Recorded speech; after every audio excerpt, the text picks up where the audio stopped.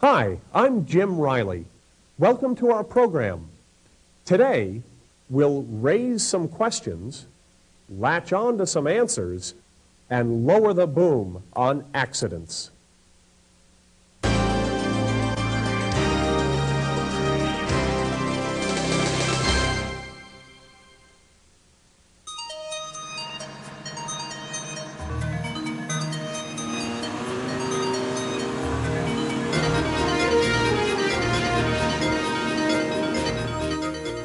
We lift and move things every day. We can handle most objects by ourselves without the use of machines. But sometimes arm strength just isn't enough. Many times it takes more power to get the big jobs done. That's why we use cranes. You might find one type of crane right in your own backyard. Hang a rope over a tree limb and you can make the simplest kind of crane. But working with industrial cranes requires a lot more knowledge. There are many types of cranes. Although they share similarities, they also have important differences. Let's take a closer look.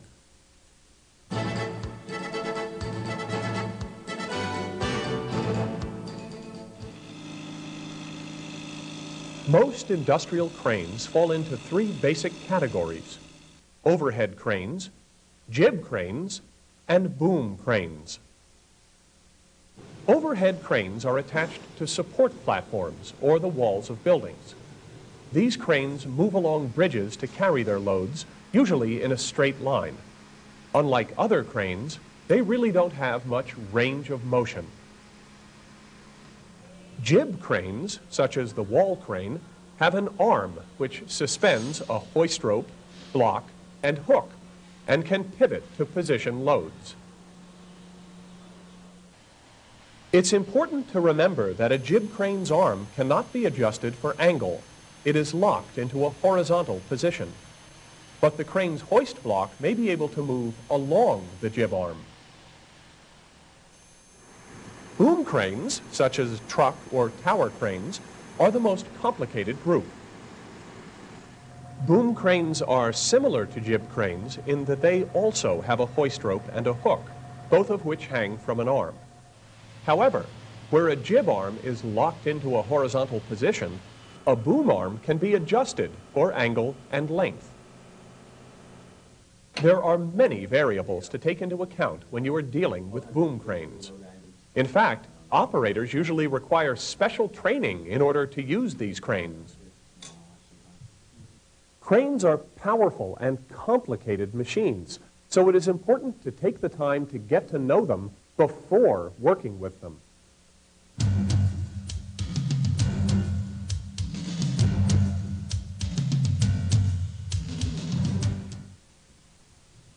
The first thing that you should do before working with a crane is to locate the standard safety devices that all cranes have. There are two types: general safety devices and operational safety devices. General safety devices include bells and warning lights. If sensors detect a problem, the devices will sound off or blink. Other common general safety devices include horns and warning tags. They are used to alert coworkers when a crane is moving, or if it is not functioning properly and should not be used. Operational safety devices, such as overload indicators, emergency stop buttons, and limit switches, monitor or control the handling capability of the equipment. For example, a limit switch cuts off the power when a crane reaches the end of its range of movement. After locating the safety devices, it's important to inspect the crane thoroughly. You can often prevent accidents by finding small problems before they become major malfunctions and cause your crane to break down. Start by checking the crane's fluid levels to see if they are within acceptable limits. Next, try out the controls to see if the crane is ready for operation. Also, test the brakes to make sure that they are functioning properly. Then, start the crane up. By listening for unusual noises, you can track down leaks and other potentially serious problems. While you are inspecting the crane, pay special attention to the hook. Hooks are used to attach the load to the hoist rope. Never use a hook with a broken or bent safety latch on it. The sling could slip off the hook and damage the load. Be on the lookout for stretched or twisted hooks as well. If a hook opening is stretched 15% or more from its original size, or twisted more than 10 degrees, it should be replaced. One more thing, always check the weight limits on any crane before you use it. Once you have completed a general inspection, you need to focus on the particular type of crane that you are using. Let's start with the overhead crane. Remember, this type of crane rides on a bridge or rail. These bridges have end stops, which prevent cranes from running off, and bumpers that reduce the impact when the crane reaches the end of the line. Since these parts are prone to wear and tear, you should make sure that the stops and bumpers are secure before using the crane.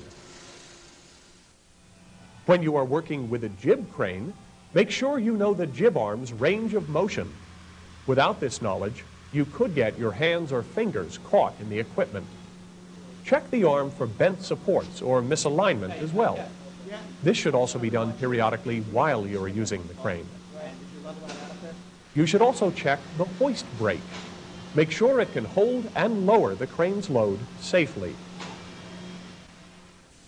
Most boom crane accidents are the result of mistakes made during setup.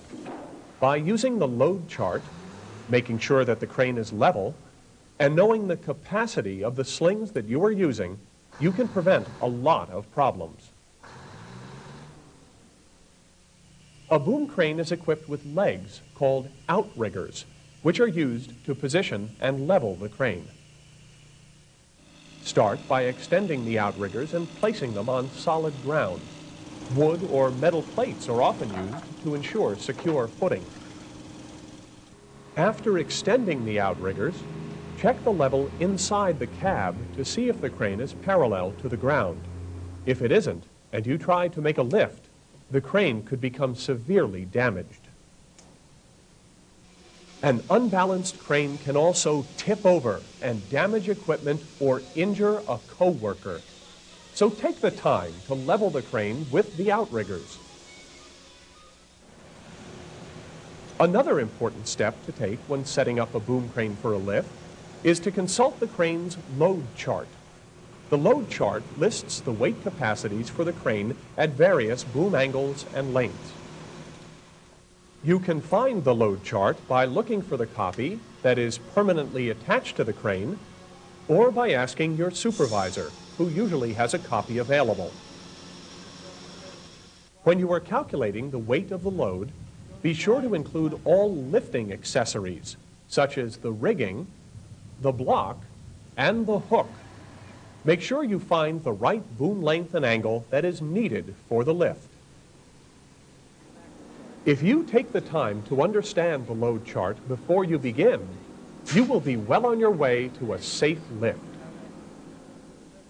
Once you have set up the crane that you are going to use and are familiar with the way that it works, you are ready to rig the load.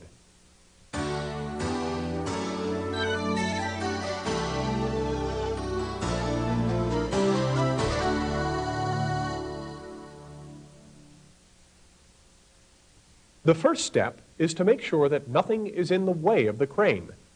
Clear away boxes, tools, or any other materials that may be lying around.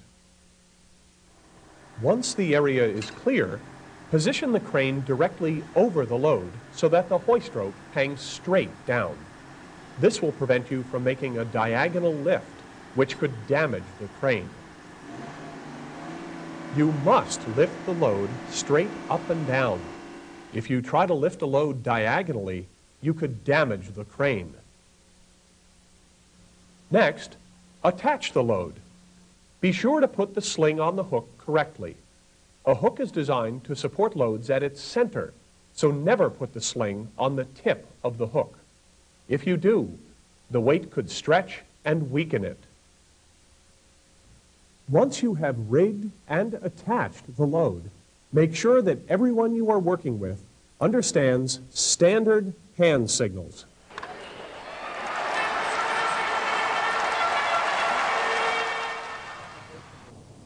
To show that you want to hoist a load, lift your arm, point up, and move your hand in a small horizontal circle. To indicate that you want to lower a load, point your arm downward, extend your index finger, and move your hand in a small horizontal circle. To signal that you want to stop the crane, point your arm out to the side, face your palm to the ground, and move your arm back and forth horizontally. To call for an emergency stop, point both of your arms out to the side, face both palms downward, and move your arms back and forth horizontally. If you are using a boom crane, there are two other hand signals that everyone should know. To signal that you want to raise the boom, extend your arm out to the side, then point your thumb up. To show that you want to lower the boom, extend your arm out to the side and point your thumb down. Once everyone knows how to use the standard hand signals, you are ready to hoist the load.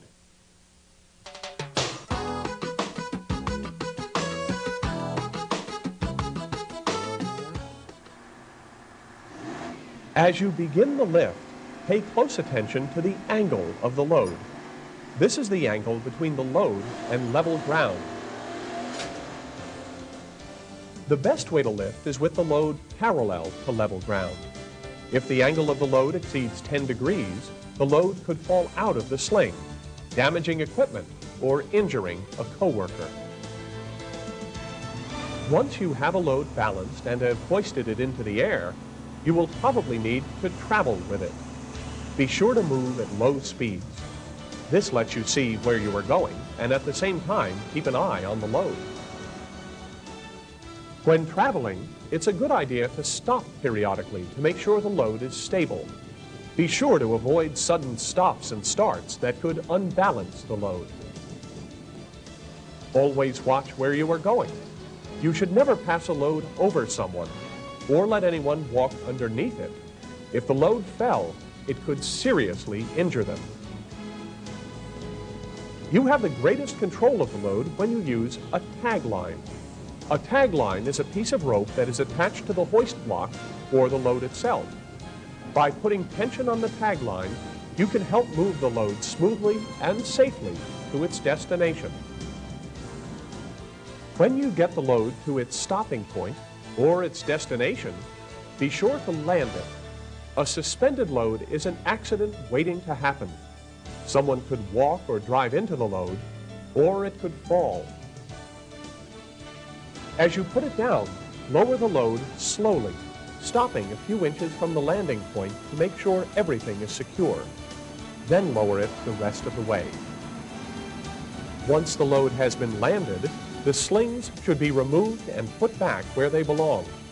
This will prevent them from snagging on other objects when the crane starts traveling again. You should also raise the hoist block high enough so that no one will hit their head or run into it with another piece of equipment.